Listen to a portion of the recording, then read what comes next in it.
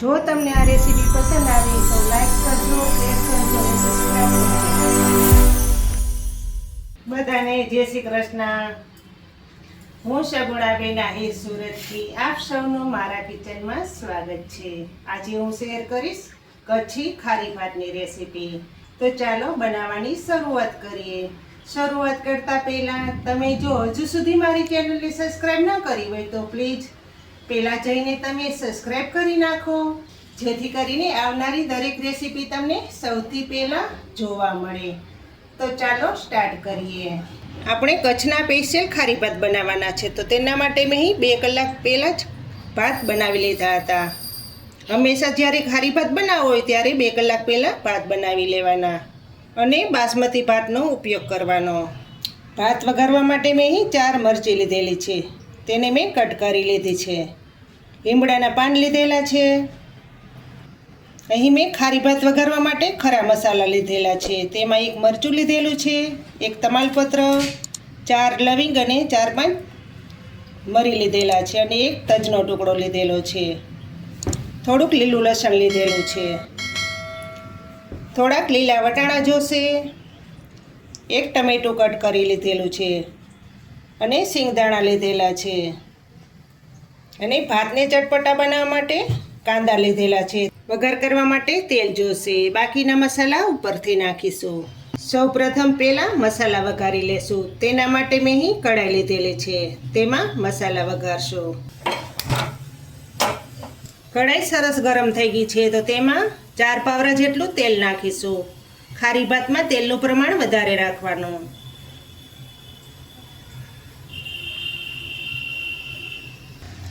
તેલ સરસ રીતે ગરમ થઈ ગયું છે, તો તેમાં 1 ચમચી આખું જીરું નાખશું। આ ખારી ભાતમાં આપણે રાઈનો ઉપયોગ નહીં કરીએ।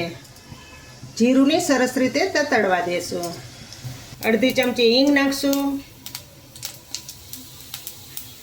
તીખી મરચી અને લીમડાના પાન નાખી દેશું।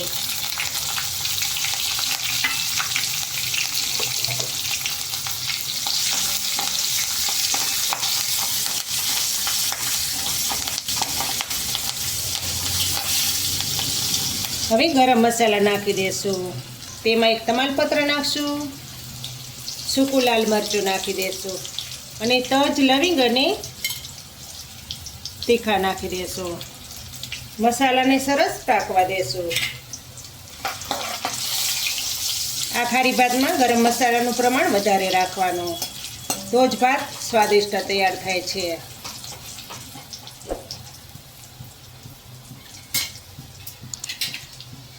મસાલા સરસ રીતે પાકી ગયા છે, તો તેમાં લીલા વટાણા નાખી દેશું।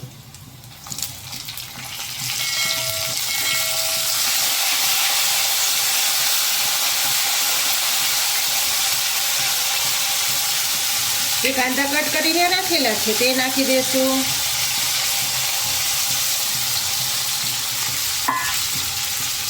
કાંદાને લાંબી ચીરું કરવાનું।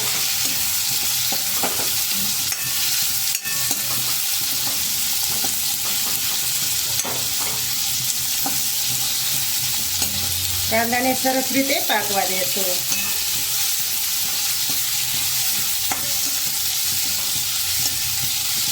કાંદાનો થોડોક બ્રાઉન કલર થઈ જાય ત્યાં સુધી કાંદાને પાકવા દેવાના।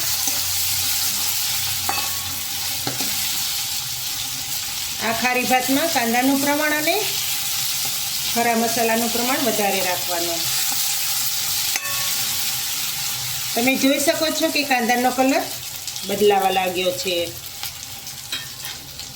મસાલામાં 1 ચમચી નમક નાખી દેશું। અડધી ચમચી હળદર પાવડર નાખશું। બધું બરાબર મિક્સિંગ કરી લેશું।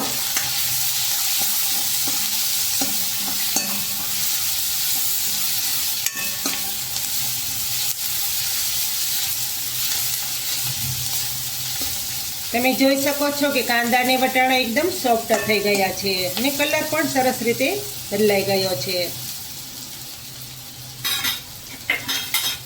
હવે તેમાં સિંગદાણા નાખી દેશું। આ ખારી ભાતમાં સિંગદાણા મેન છે।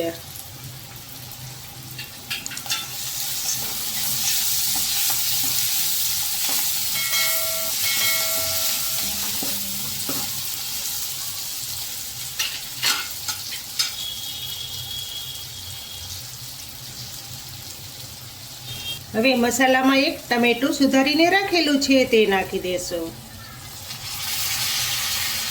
જેથી કરીને તે પણ સરસ રીતે મિક્સિંગ થઈ જાય અને સરસ રીતે પાકી જાય.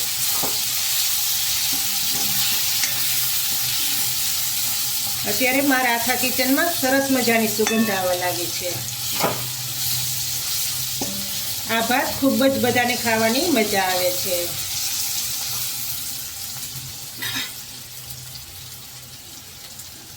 એમાં થોડુંક લીલું લસણ નાખી દેશું. લીલું લસણ તમારે ના નાખવું હોય તો તમે સ્કીપ કરી શકો છો.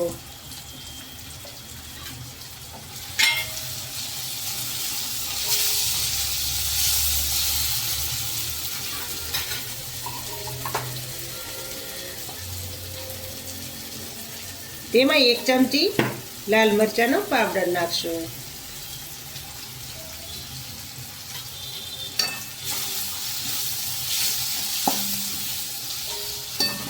આ રીતના મસાલા થવા દેવાના. હવે ભાત નાખી દેશું.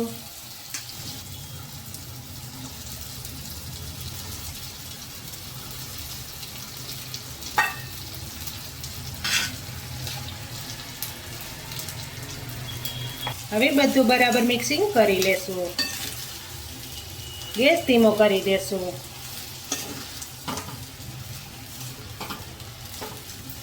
બિરયાનીને પણ ટક્કર મારે તેવા ખારી ભાત તૈયાર થાય છે.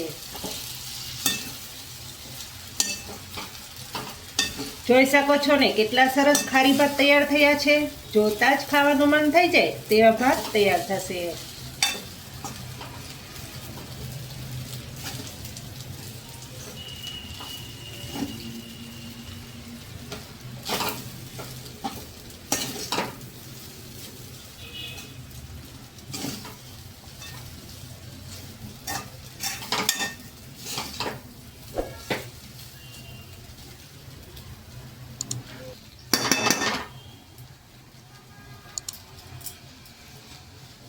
ભાત હાઈ ક્લાસ રેડી થઈ ગયા છે. તો હવે ગેસ બંધ કરી દેશો અને ગરમા ગરમ ભાતને સર્વ કરશો.